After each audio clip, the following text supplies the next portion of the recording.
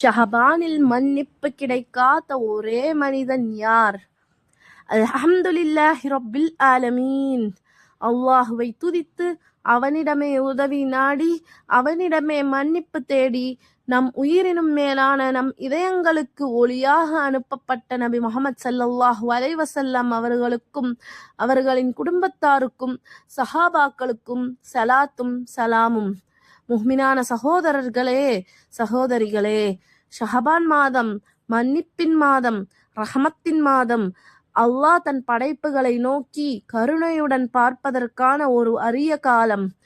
ஆனால் இந்த ஷஹபானில் கூட ஒரு மனிதனுக்கு மட்டும் மன்னிப்பு கிடைக்காது என்று நபி முஹம்மது ஸல்லல்லாஹு அலைஹி வஸல்லம் எச்சரித்திருக்கிறார்கள்.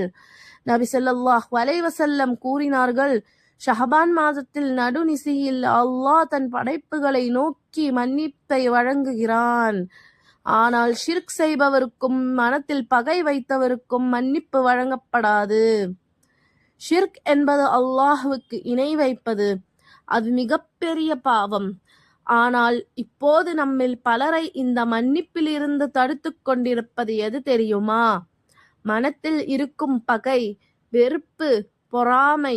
ஒரு முஹ்மினை பார்த்தால் இதயம் கனக்கிறதா?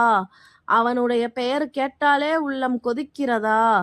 அந்த பகையை நாம் நம் எதிரிக்காக வைத்திருக்கவில்லை.